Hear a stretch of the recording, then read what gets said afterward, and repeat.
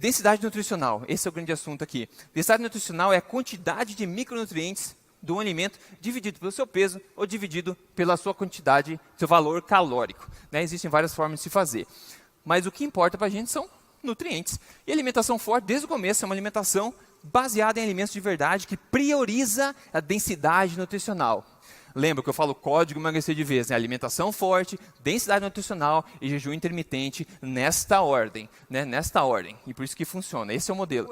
E olha só, fome é uma condição na qual uma pessoa, por um período constante, é incapaz de ingerir alimentos suficientes para satisfazer suas necessidades nutricionais básicas. Né? Fome não é tanto falta de energia, mas mais falta de nutrientes. Né? Isso acaba causando fome. Então a gente pode imaginar que os alimentos mais nutritivos do mundo também impactam de forma positiva a sua sensação de fome. Né?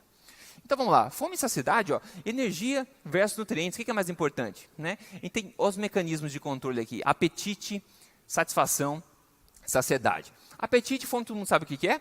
Satisfação é quando você sentou, comeu o suficiente, né? Estou satisfeito. Na hora você sentiu, estou cheio, né? Estou satisfeito. Saciedade é por quanto tempo que esses alimentos vão te deixar saciado, né? Depois. Então são mecanismos naturais do corpo de fome. Depois, a percepção sensorial da comida tem influência na saciedade, né? A textura da comida tem, né, influência na sua sensação de saciedade. E olha só, a questão da fome é meio complicada aqui, mas vou simplificar.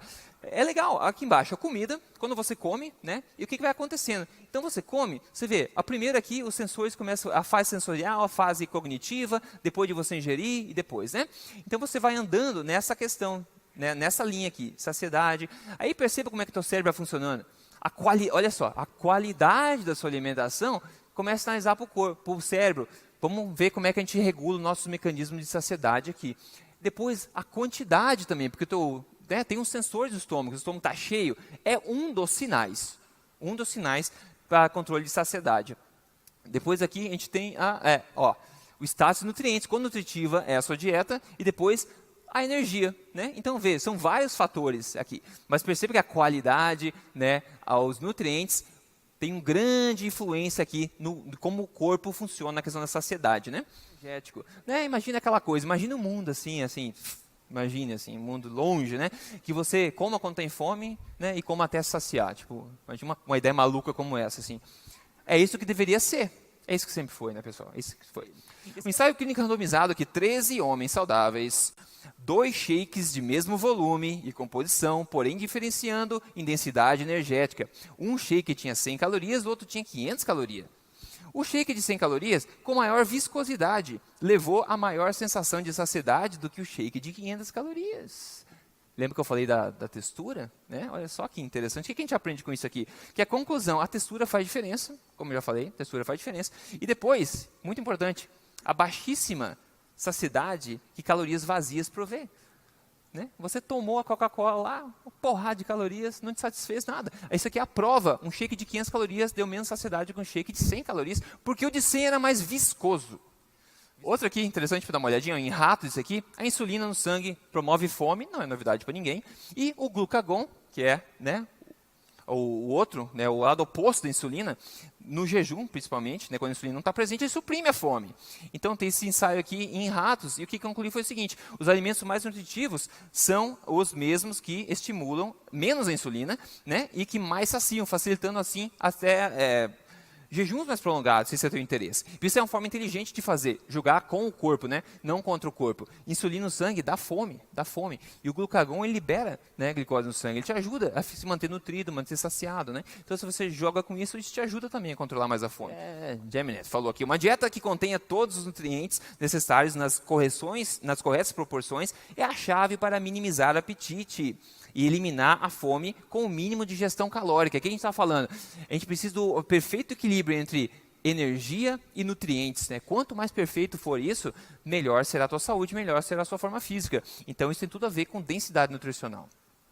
Depois, para emagrecer, a gente sabe, é necessário comer menos calorias do que se gasta. A gente sabe isso, a lei da termodinâmica, blá, blá, blá, todo mundo fala isso. É verdade, né? As leis estão corretas ainda. O ponto é que nós não precisamos focar nisso, em comer menos calorias. Né? É uma mera consequência de se comer melhor. É isso que eu falo, a qualidade e a quantidade, né? Quando você come as coisas certas, a quantidade toma conta de si própria, como sempre foi na bendita evolução humana, sempre foi assim. Então, para emagrecer, sim, comer menos calorias, você precisa focar nisso. Isso acontece automaticamente. Quem que não quer isso de forma automática? Por quê? A gente quer saciedade. O corpo vai te dizer, precisamos de mais agora, precisamos de menos agora, para manter a melhor forma que ele julga ser, para você ser o mais saudável. Esse aqui, olha que interessante. Qual que é o macronutrientes que mais satisfaz? Proteínas, carboidratos, gorduras. O que mais causa sensação de saciedade? A gente tem 12 mulheres magras foram estudadas aqui. E teve uma refeição de aperitivo, onde eles deram adicionado de carboidrato, proteína ou gordura ou álcool, né? Para as mulheres, aperitivo. E depois eles deram as refeições normais para ela. E mediram quanto que elas comeram em valor energético das refeições normais. Né? 90 minutos depois, né, o almoço, depois desse aperitivo, eles mediram essa ingestão calórica. E o resultado foi isso, ó. Quando o aperitivo foi proteico, as pessoas comeram bem menos do que quando foi álcool ou quando foi carboidratos e gorduras, que teve uma diferença muito pequena, considera igual aqui. Então pode ver, parece mesmo que proteína é o que mais satisfaz. Coincidentemente, qual o macronutriente mais nutritivo? Proteína também. Interessante. Isso aqui é fato, né? Então proteína parece satisfazer mais, que interessante, né? Olha só, esse outro estudo aqui, 700 participantes, manutenção de peso depois de emagrecimento com 3 dietas diferentes. Tá? E a proteína, de novo, é o macronutriente de maior impacto na manutenção. Uma dieta de baixa proteína e alto índice glicêmico teve o pior resultado de todos. Né? E uma dieta de alta proteína e baixo índice glicêmico teve o melhor resultado. Mas o ponto é, um modesto aumento na ingesta de proteína e uma modesta diminuição no índice glicêmico causou outros benefícios, ou seja, não precisa de mudanças drásticas. Né? Lembra, estilo de vida, não xietismo, não extremismo. Não precisa de mudanças drásticas para a gente conseguir aproveitar todos os benefícios. E a proteína parece realmente ajudar a gente bastante a se sentir saciado. Então isso é alimentação inteligente, né? Lembre-se, cada sim é também um não. Se você consome um alimento que não é tão nutritivo, você escolheu comer aquele ao invés de um outro mais nutritivo. E no caso das gestantes, quanto mais carboidratos elas comeram, menor a quantidade de micronutrientes que elas ingeriram. Por quê? Porque os carboidratos não são os alimentos mais nutritivos. Então é óbvio que isso acontece. É óbvio. Então toda vez que você escolhe comer um alimento X, você diz não para outra infinidade de opções, inclusive opções que podem ser mais nutritivas. A escolha é sua. Aí, o que constrói o corpo, né? Saúde, músculo, vitalidade, boa forma, são nutrientes, não é energia. Então você tem que priorizar nutrientes. Em alimentos de verdade, nutrientes sempre vêm acompanhados de energia. Né? Sempre. Sempre vem. Então, olha só. Muita energia, pouco nutrientes. Né? Não, leve a sério, pô. É sério. Isso aqui, pessoal, acontece por isso, é muita energia, pouco nutriente. Quando você tem pouco nutriente, o que acontece? O corpo tem fome por nutrientes. Ele não tem fome primordialmente por energia. Então o corpo vai te dar fome até você consumir quantidade X daquele alimento para você ficar bem nutrido. Né? Bem nutrido. E o que acontece aqui? Como você... Desculpa, fiquei meio mal nessa foto. É adequado, né? É o oposto, né, pessoal?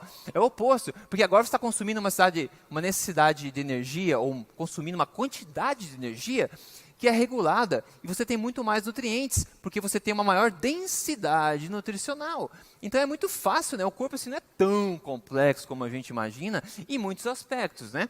Então, olha só, é basicamente você arrumar essa balança. Né? Muita energia, poucos nutrientes, acontece o quê? Comendo um monte de arroz, batatinha frita, com gordura, né? Comendo só gordura. Acontece isso, porque você vai continuar tendo fome por nutrientes, né? Sem contar, não só o peso, sem contar a saúde, né? Todos os outros problemas, né? E aqui, você vai ficar imediatamente igualzinho esse cartoon aqui, se você comer dessa forma aqui, ó. Seja mulher ou homem, vai ficar igualzinho Johnny Bravo, né? Mas a mensagem é essa, uma forma assim visual de mostrar. Então, respondendo ao título da palestra, e se tudo que a gente precisasse fazer para emagrecer, viver saudável e em forma, fosse a gente focar em densidade nutricional?